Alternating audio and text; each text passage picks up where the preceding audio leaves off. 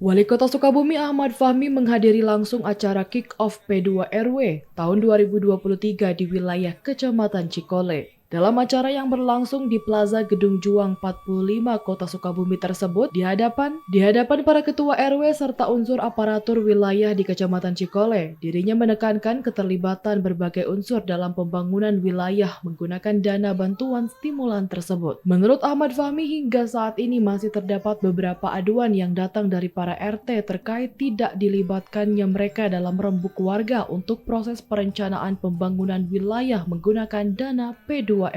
Namun demikian, orang nomor 1 di Kota Sukabumi tersebut juga mengapresiasi antusias masyarakat dalam partisipasinya terhadap proses pembangunan wilayah dengan dana hibah P2RW tersebut. Menurutnya, hingga saat ini intervensi kawasan kumuh di Kota Sukabumi salah satunya diakibatkan oleh tingginya partisipasi masyarakat dalam kegiatan P2RW yang berlangsung.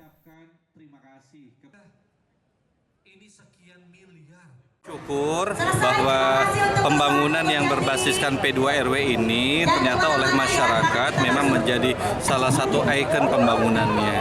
Bagi Pemda, kita bersyukurnya karena dengan dana stimulan senilai 25 juta tiba-tiba bisa berlipat partisipasi dari masyarakat. Dan yang lebih membahagiakan bagi saya, P2RW ini menjadi salah satu solusi dalam kerangka kita melakukan penurunan angka kekumuhan. Dan ini terbukti dari data angka kekumuhan yang semakin berkurang termasuk di tahun ini.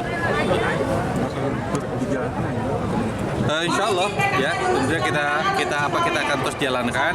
Apalagi tadi melihat yang juara satunya ini kan partisipasi dari masyarakatnya luar biasa besarnya.